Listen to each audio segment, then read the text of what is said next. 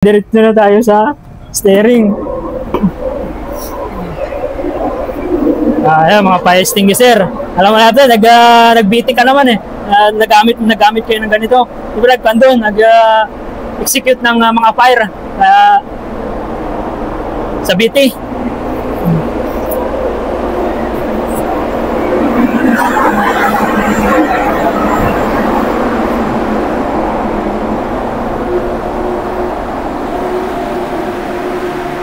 Alam mo tawag dito?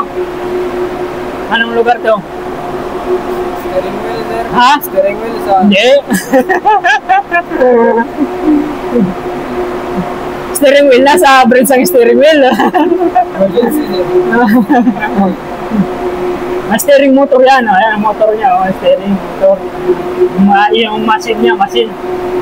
Pag nasisira yung steering wheel o yung nasa taas, yung automatic, yung sa autopilot o yung steering niya, hindi gumagana, dito napunta, direkta sa makina. Minamanual to. Ano, i-set mo sa manual kasi naka-auto yun doon. Ilalagay mo sa manual, tapos dito, mamanu-manuhin mo yan, starboard o port side, diyan mo po pindot-pindotin, mano-mano. Ayon sa command ng nasa bridge. Pag sabi sa'yo, port side, port side, pindot ka port side, makita mo yun dyan yung rudder. Ito, rudder. Alam mo naman yatang port side, starboard side, kanan, kaliwa, di ba? Pagka full green, kanan, pagka pula, kaliwa, port side. Sabi sa port 10, saan mo ilalagay pag port 10? Ito yan, ito yung pindot. Ginaganon yan, manual.